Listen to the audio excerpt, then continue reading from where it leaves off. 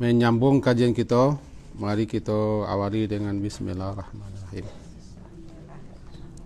Alhamdulillah wassalatu wassalamu ala Rasulillah wa ala alihi wa ashabihi ajma'in. Surat Al-Fat, surat ke-48 ayat ke-15, halaman 502 balik. Ayat 5 balik, surah 48 Al-Fat. A'udzubillahi minasyaitonirrajim. Bismillahirrahmanirrahim. Sayaqulul mukhallafuna idzan talaqatum ila maghanima lita'khudhuha dharuna nattabi'akum yuriduna ayyubaddilu kalam Allah kullan tattabi'una kadzalikum qala Allahu min qabl fasayaquluna bal tahsudunana bal kanu la yafqahuna illa qalila. Kita selesaikan ayat 15 dulu. Saya qulu, akan. Sin itu sa itu artinya akan. Belum tapi akan. Akan berkata al-mukhallafun, orang-orang yang tertinggal,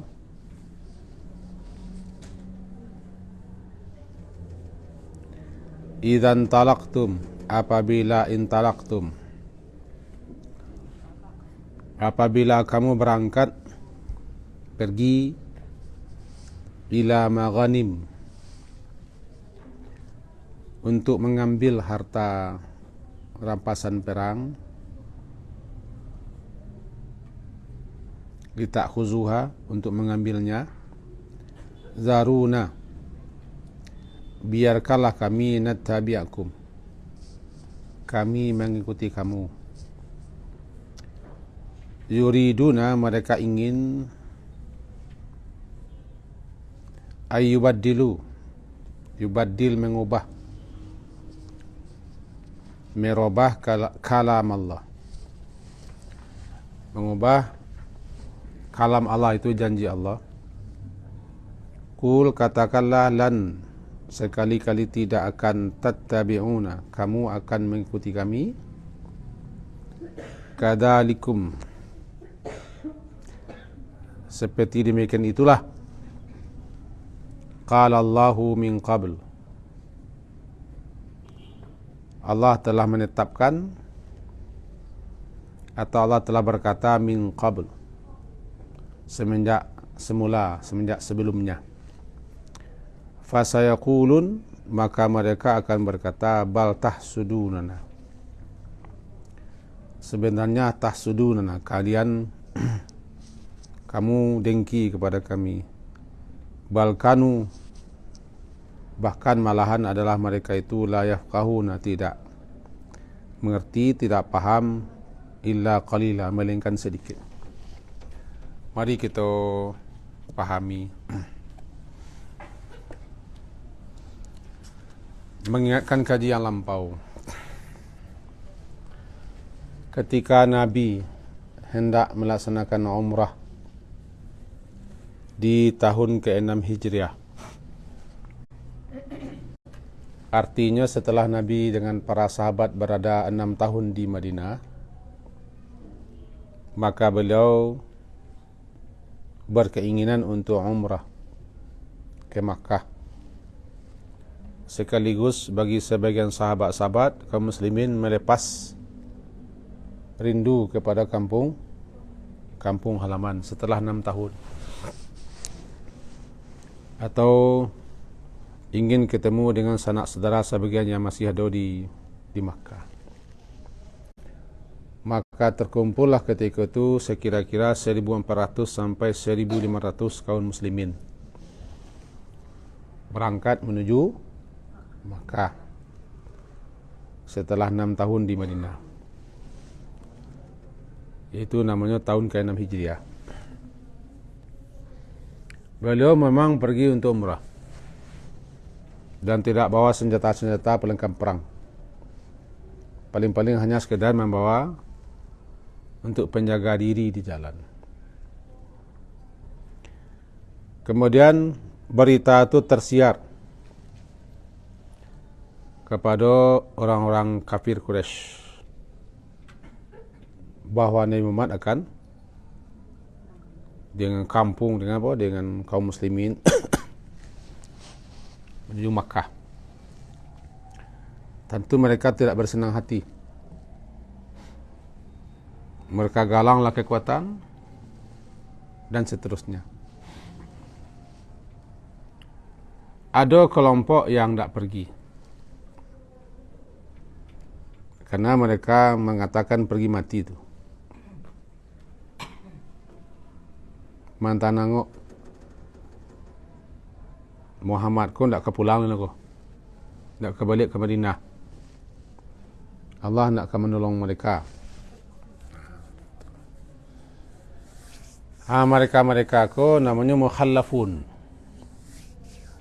orang-orang yang ditinggalkan di belakang. Alasan mereka segudang.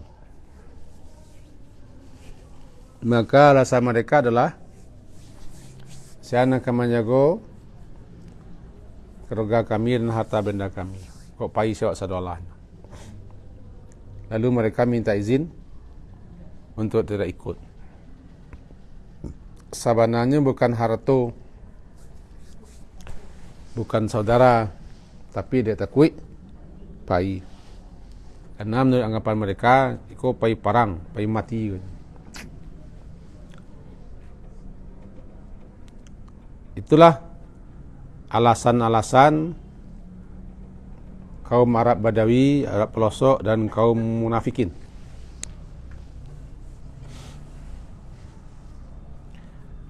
Lalu ketika terjadi perjanjian Hudaibiyah, kira-kira jarak 27 kilo lebih kurang dari Makkah, Hudaibiyah namanya. Dan Hudaibiyah itu kini sampai miqat bagi orang Makkah, cuman kurang populer lantaran jauh. Maka di situ dibikin perjanjian, namanya perjanjian Hudaibiyah. Kemudian Allah memberitakan dalam ayat itu, nanti orang-orang yang tertinggal dan orang-orang yang ditinggalkan itu akan berkata, saya kul. Ini alulai tapi telah disampaikan. Kau mujizat namanya. Saya kul akan berkata al-mukhallafun, orang-orang yang tertinggal dan orang-orang yang ditinggalkan. Karena alasan mereka sembuh. Sebenarnya mereka gaca. Tahu gaca? Takut. Keimanan tipis, kurang keimanan. Apabila intalaqtum, apabila kalian hai kaum muslimin berserta Nabi pergi berangkat, intalaqtum namanya, keluar pergi berangkat menuju ke Khaybar. Khaybar itu di Madinah.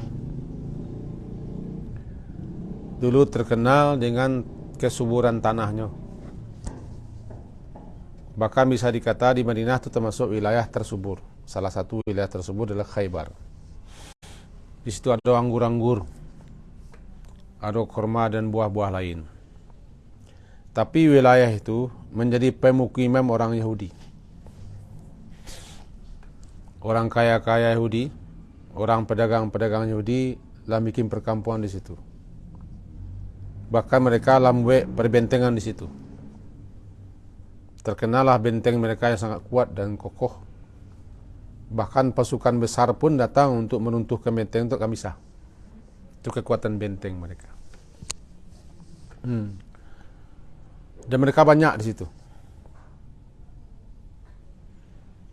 Nah, ketika terjadi namanya Perang Khaybar.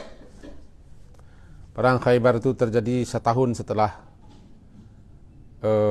Perjanjian Hudaybiyah. Karena pengkhianatan orang Yahudi, maka dikepunglah benteng Khaybar.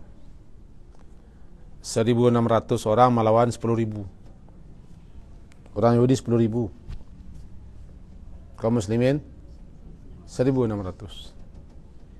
Mereka dengan bangga, dengan sombong, tak akan bisa, Muhammad kau akan menghancurkan kita, karena punya benteng yang kuat berlapis-lapis. Dan mereka orang kaya-kaya, banyak kebun kurma. Ujung-ujungnya kan kalah mereka. Bahkan itu penyebab terusirnya Yahudi-Yahudi dari Madinah. Di mana di saat itu Nabi kan diracun. Diracun oleh salah seorang wanita, dikasih paha kambing lalu diracuni. Rasulullah ketika itu sempat menggigit, itu dimuntahkan keluar. Cuma salah seorang sahabat tidak sempat, dimakan langsung mati. Kau produksi kau. Produksi ku pandandam jahit. Dia produksi sinan. Produksi sinan. Produksi sinan racun tu. Produksi ku cancak. Baru pulau tua nah. Cancak.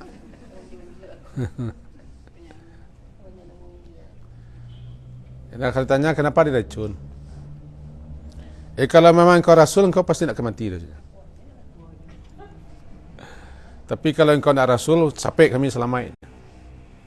Gara-gara engkau kami mengalami berbagai macam masalah, sampai kami kalah. Itu kan memang sangat benci. Yang mensihir Nabi kan orang pedusi je. Min syarrin naffatsati fil uqad. Perempuan-perempuan tukang sihir dibantu oleh lelaki. Kekuatan sihir perempuan kau lebih hebat daripada lelaki. Barangkali penyerahan dirinya ke syaitan lebih tinggi. Iyalah. Orang tukang sihir kan mereka sama dengan setan. Nah, ketika itu kan menang kaum muslimin atas izin Allah, tanah Allah. Lalu beliau-beliau yang tertinggal, yang tak mau pergi ketika perang Hudaybiyah, umrah di tahun ke-6 sehingga terjadi perjanjian Hudaybiyah. Mereka tak pergi itu kan sekian alasan. Cuma ketika lah dijanjikan akan memperoleh rampasan perang, sebab dalam kelebihan yang Allah berikan kepada Nabi Muhammad kan, beliau berhak mengambil harta rampasan perang. Kok tanah lah namanya, kok unta, kok ternak, bahkan laki-laki yang tawanan-tawanan, perempuan tawanan kan jadi rampasan perang semua. Dibagi-bagi kan sesuai dengan ketentuannya. Namanya ghanimah. Negeri yang kalah kan berhak diambil, berhak dirampas, dikuasai, negeri kalah. Jadi mereka-mereka yang tak pai ko, ketika terjadi perjanjian Hudaybiyah, mereka balasan ingin menjaga keluarga, menjaga anak. Sebenarnya mereka enggan pai karena mereka tak beriman. Dalam kepala mereka, kau mencari mati. Rupanya Nabi Muhammad balik dengan aman pulang. Setelah itu terjadi di ujung-ujung Muharram tahun ke-7 Hijrah, sekembalinya Hudaybiyah, terjadi namanya Perang Khaybar. Perang Khaybar. Nah, ketika kalian idzan talaqtum, ayat akan berkata al-mukhallafun, orang-orang yang tertinggal, itu orang munafik, atau orang Badawi yang munafiknya, mereka yang tertinggal dan ditinggalkan, apabila intalaqtum, kamu berangkat pergi, ila maghanim, kepada rampasan-rampasan perang ketika perang Khaybar, li ta'khuzuha, kalian hendak mengambilnya, akacek orang-orang yang tertinggal ko zaruna, biarlah kami nattabi'akum, kami mengikuti kamu. Ndak perang nak, tapi ada tu rampasan perang. Lah nampak buah nu satu sedalahnya. Nah dulu basurang wak nu ketika ke sawah cengku berlebih ya. Alai. Ketika makan bilang kurang. Apa pasalnya? Ketika lo nampak buah no, ketika lo rancak, ketika lo rami, beliau ko berjasa sedalahnya. Kami satu, kami ikut. Kami begini dulu, kami begini dulu. Memanggaan jasa semua. Ketika padilah mulai menguniang. Ketika padilah mulai menguniang lah menyabi, ku sabi entak sedang. Sabi entak sedang. Ketika ke sawah, cangkul berlebih. Ketika menjabik itu tidak perlu dibunyi tontong tu.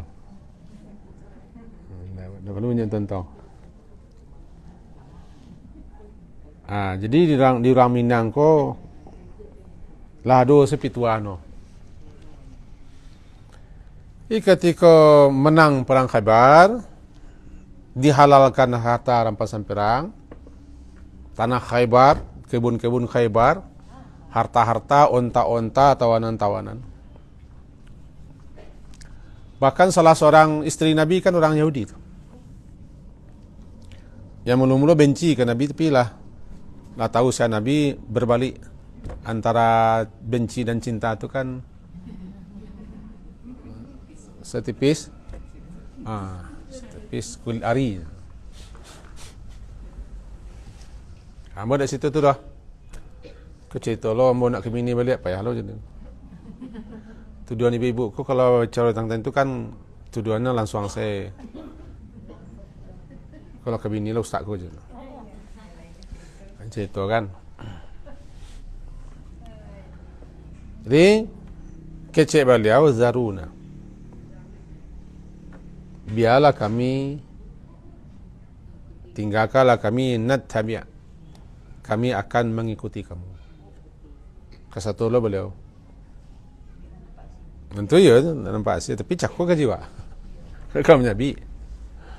Nampak ni orang membawa apa? Bawa alat untuk kamu Nabi, nah satu.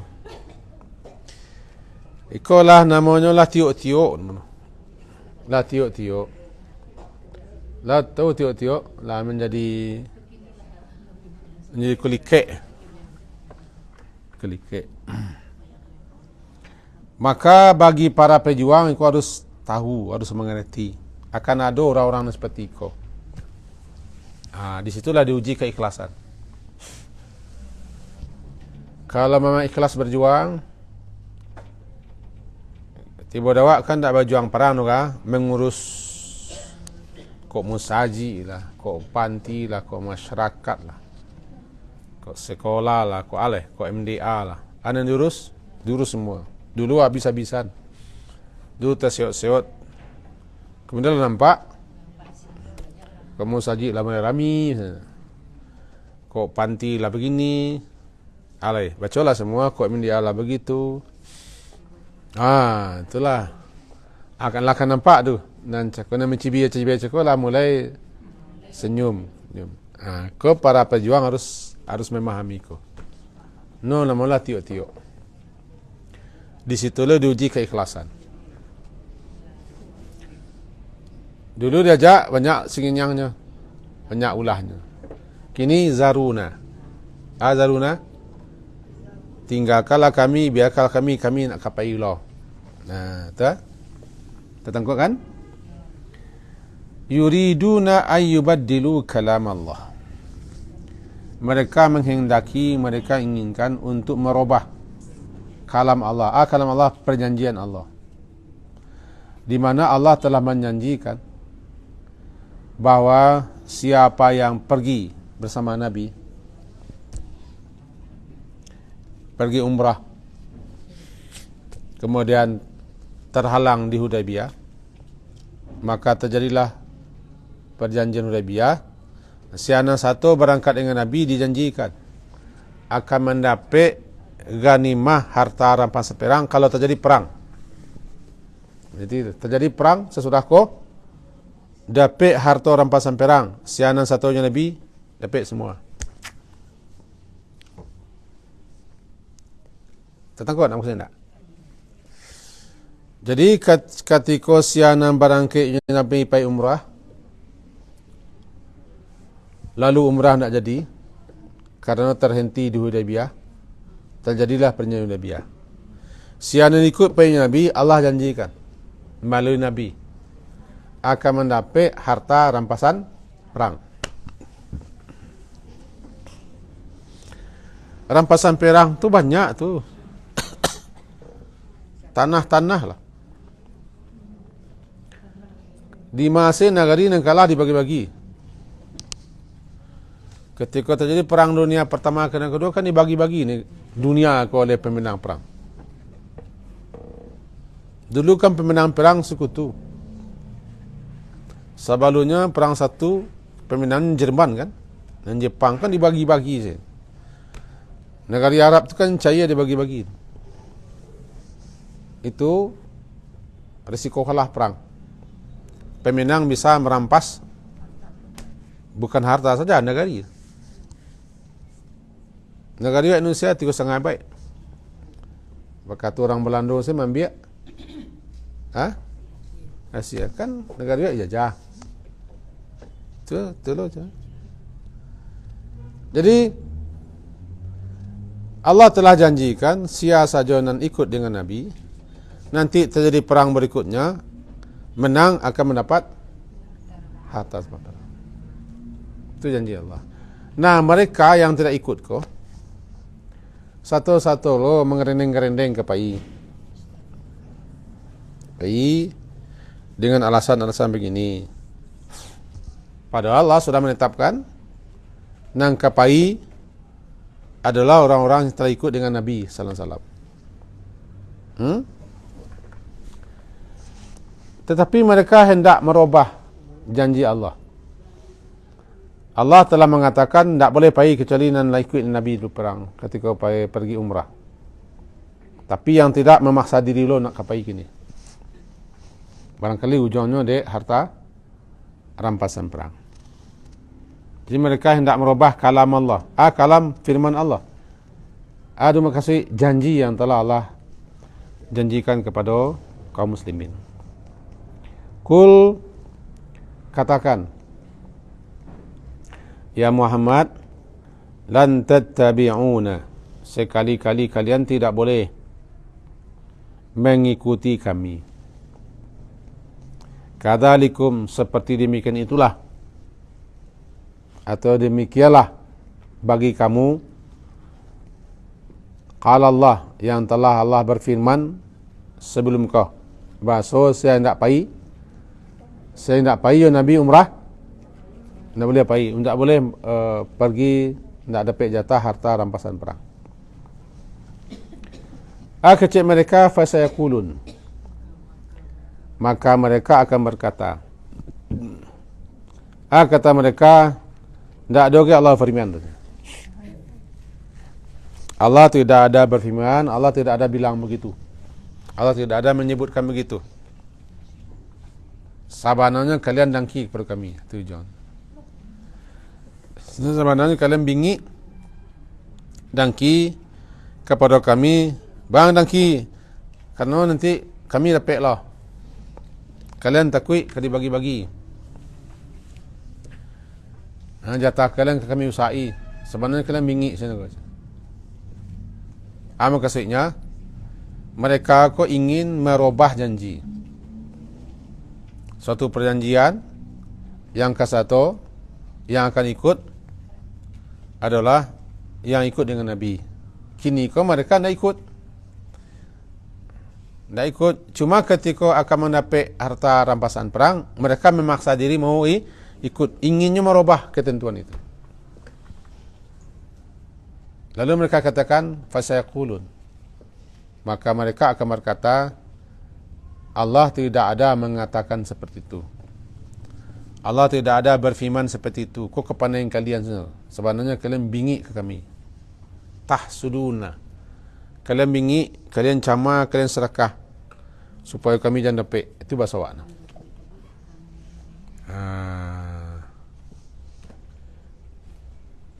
Kalau bahasa awaknya, ikut kan sama punya kau. Sama punya. Sama-sama awak dulu sesuatu. Tiba di Muhammadiyah kau kan kami kau orang Muhammadiyah lah kau je. Itu loh. Ya kan?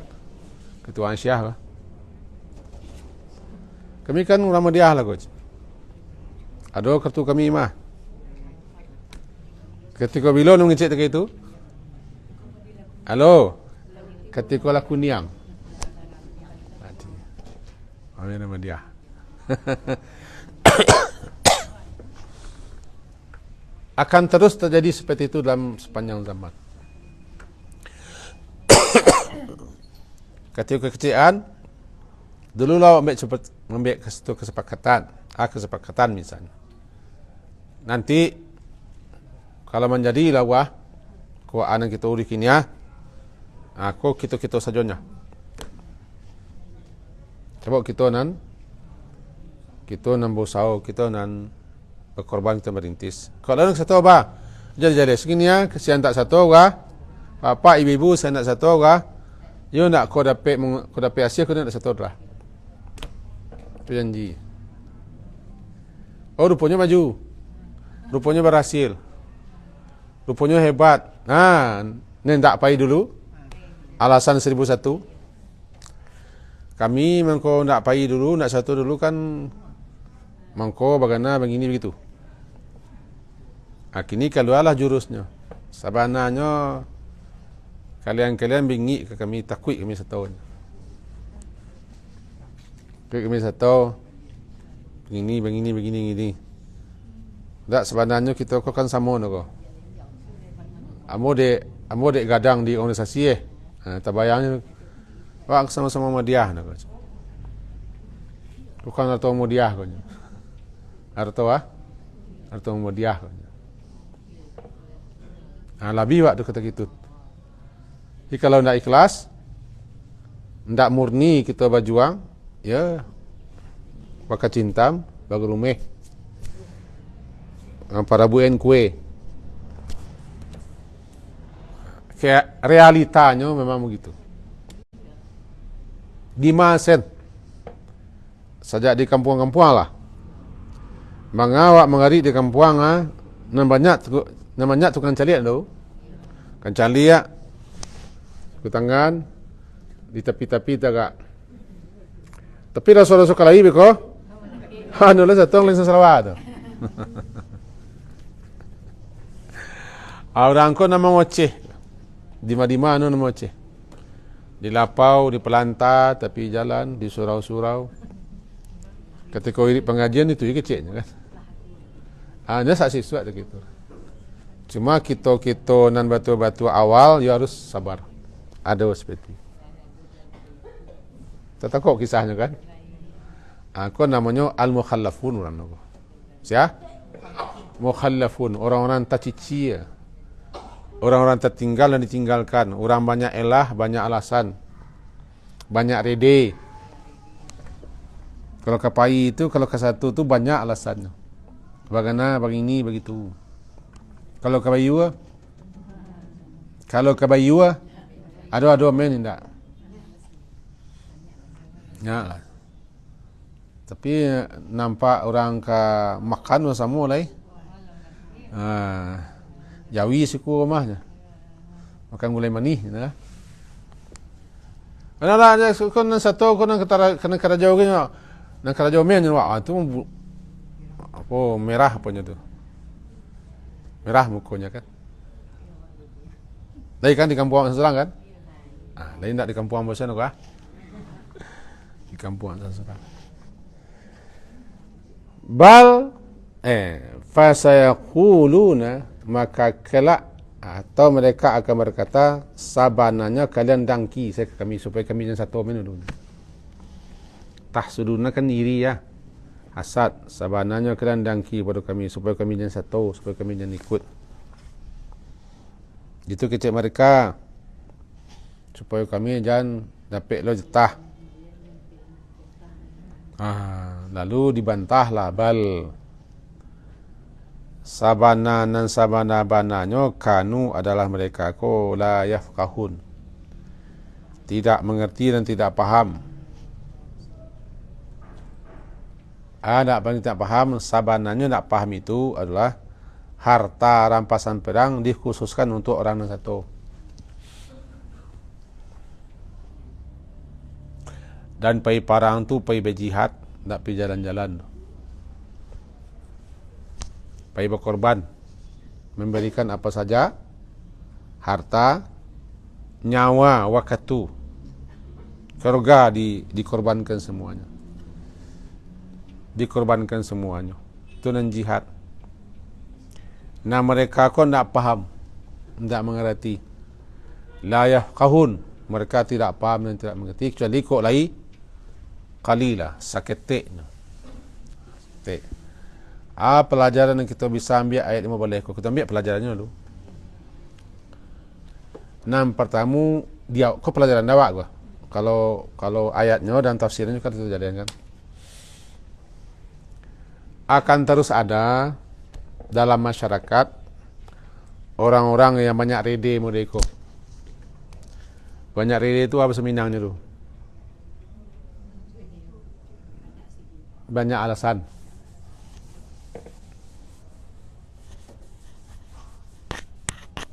Adu-adu me alasan no. Adu-adu me laknya. Adu-adu me kakobeh no. Kalau diajak untuk berkorban, diajak untuk bersama-sama, diajak untuk sama-sama merancah namanya. Itu alasan.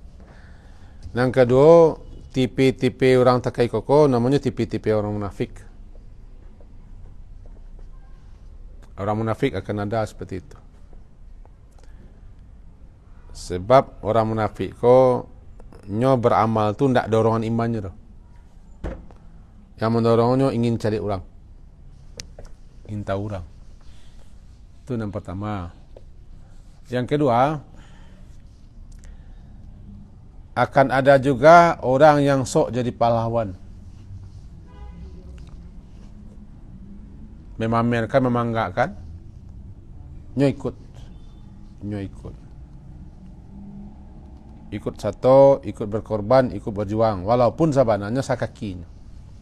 Tahu sakaki? Sakaki tahu? Sanginyiknya. Tapi seakan-akan anulah balunau-lunau lo satu. Tagak tapi pemetang. Kau nak tahu pemetang, wajan pemetang. Nambate sawah. Tagak tapi. Ketika olah menjadi biko seakan-akan olah maglimang le lulu ilunau salamu. Harus disadari oleh orang-orang yang muni berjuang, orang takai kolai. Yang ketiga, kuah musim menuai namanya. Barang nak ampek dan nanti jualnya. Orang sabu andaleh ya. Apa sawakno kalaulah memetik hasil semuanya satu. Ngikut. Bondo kadang-kadang nyolong lebih. Nyolong lebih orang.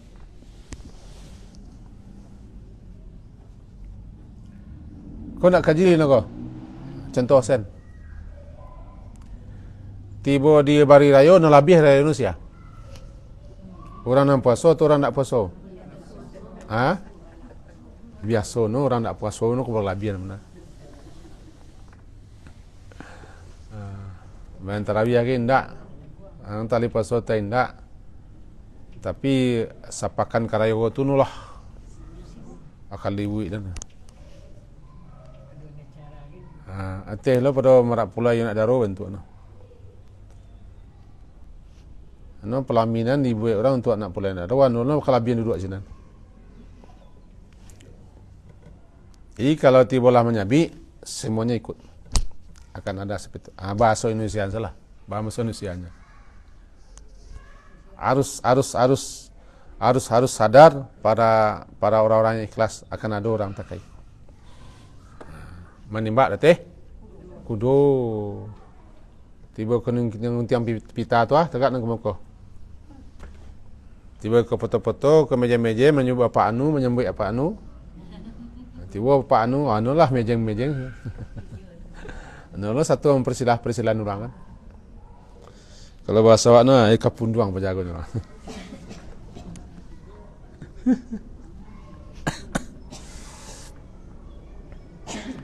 Nangkampe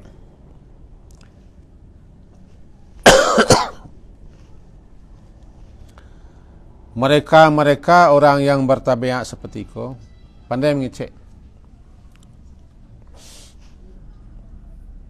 mengecek, pandai membeliak malian ketau basilik lidah membalikan fakta. Kau keceknya sabananya kalian dangki kepada kami. Kalian mingi baltah sudunana. Kan balik kecek. Kalian sebenarnya takut kami 1 tahun tu ya. Baltah sudunana. Tak ada ke Allah mengecek, tak ada ke janji tu. Kau pandai-pandai kalian saya. Dan terakhir pelajarannya bahwa begitulah kalau kita berhadapan dengan orang-orang yang tipis keimanannya sehingga tidak paham-paham, tidak mengerti-ngerti ana sebenarnya berjuang ko. Oh di mana berjuang ko? Kalau balabu mau berjuang kan tidak. Artinya mereka tidak paham seketik jualah. Kira-kira 6 tu pelajaran dari ayat ke-5 balik.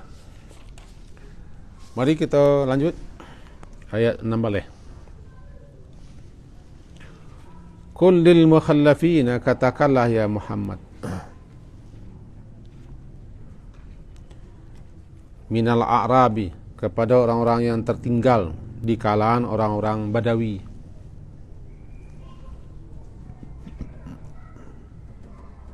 itu orang pelosok termasuk orang munafik, kalian nanti akan diseru satu da'una, kalian nanti akan dipanggil, akan diseru, akan diajak ila qaumin uli ba'sin syadidin, untuk berperang dan memerangi kaum yang uli ba'sin syadidin, kaum yang mempunyai kekuatan yang sangat besar. Uli ba'sin, mempunyai kekuatan, ba'sin yang sangat besar, ba'sin syadid sangat besar. Tuqatilunahum, kamu semua harus berperang dengan mereka, atau yuslimun, mereka menyerahkan diri. Dua pilihan. Fa in tuti'u, maka jika kalian mentaati perintah itu, yu'tikumullahu ajran hasanah, yu'ti, Allah akan memberikan kepada kamu ganjaran yang baik, balasan yang baik. Wa in tatawallau, dan jika kamu berpaling, kama sebagaimana tawallaitum, telah berpaling kamu sebelum ini, min qabl, sebelum ini, yu'adzibkum adaban alima, Allah akan menyiksa kamu dengan siksa yang sangat pedih. Aku betul. Katakan kepada orang-orang yang beri itu, kalau yo nak ke mendapat, kalau yo kalian ingin membuktikan kalian berhak satu, berhak mendapat harta rampasan perang, ingin lo mencari namo, ingin lo dapat apa namanya, dapat hasil, nantilah buktikan nanti. Dan jeleh nan harta rampasan perang ko nak dapat kalian. Itu talinya. Kalau yo buktikan nanti bahwa nanti kalian akan dipanggil pula untuk perang melawan suatu kelompok yang sangat besar. Dikabarkan di tahun ke-9 Hijriah terjadi perang yang terkenal perang Hunain melawan suku Hawazin dan suku Ghatafan. Dua suku besar bersatu. Disitulah hampir-hampir kalah kaum muslimin karena luar biasa.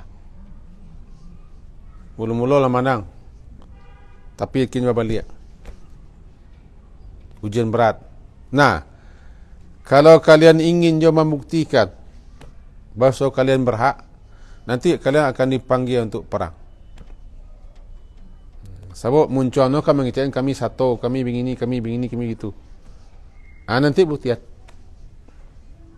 Kita buktikan nanti kalau memang kalian berhak, pantas dan patut, mari menghadapi suatu kaum yang punya kekuatan besar. Dua saja. Kaum itu betul-betul tidak kamu menyerah. Kalian perangi mereka atau kaum itu menyerah. Berarti perangi, berarti mereka mengajak perang. Ketika itulah kalian nampakkan, unjukkan dan buktikan kalau kalian memang orang yang berhak pula. Contohnya begitu. Nalah doko jangan keranya elo tu. Tengok tak? Nalah doko jangan keranya elo. Akiniku kalau yo le rawak, kita boleh celai bersama. Nampaklah sinan siapa.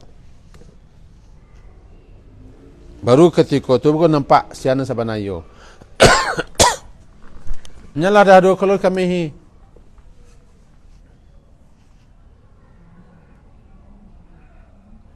Cina nampak, buat sawah baru, buat perak baru.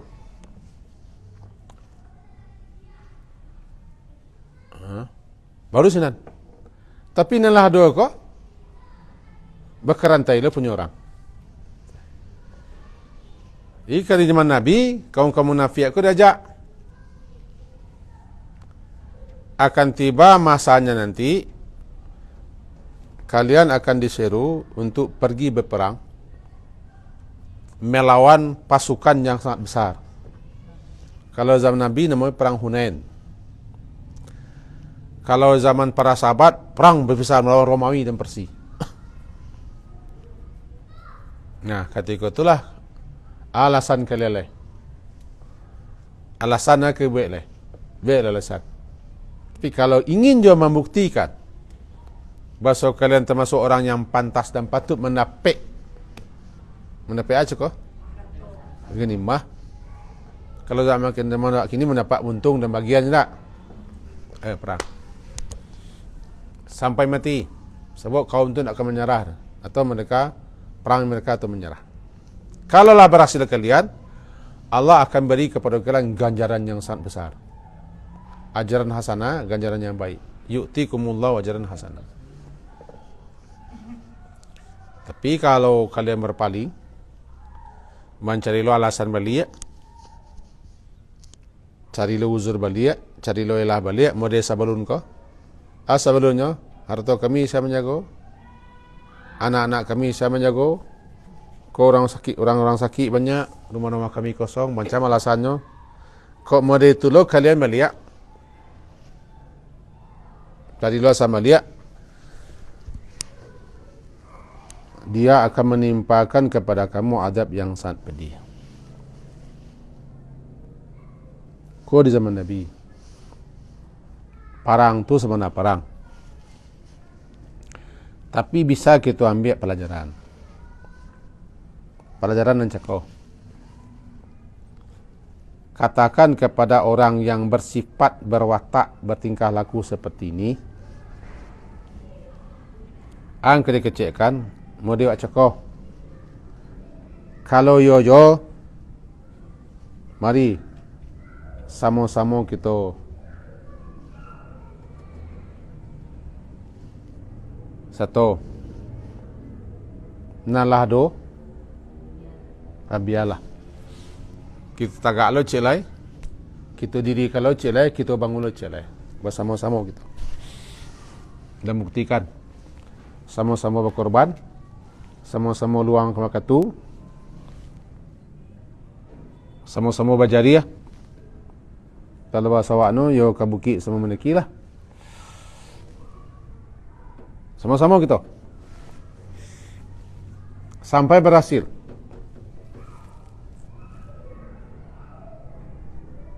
Tapi kalau ndak doh, berarti kalian pandai mengecek.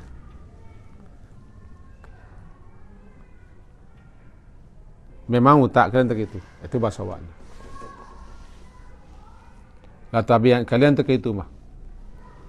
Lah kerja kalian tak itu mah. Tiba di Nabi siswa, Allah akan berikan azab yang sangat pedih kerana kalian bolok-olok. Kalian bermain-main. Kalian sebenarnya bisa dikatakan munafik. Itu pelajaran sih kau. Bawa kau ke tengah masyarakat. Tipe-tipe kaum munafik itu kan banyak tipe-tipenya. Watak sifatnya ada sahaja. Kejadiannya zaman Nabi. Tapi akan terus berlangsung sampai kiamat, ada model-model itu. Baik ketika perang melawan musuh, semena perang, ataupun perang melawan apapun di masyarakat. Memberantas kebodohan, keijalan, memberantas kemudahan, memberantas apa sajalah. Kalau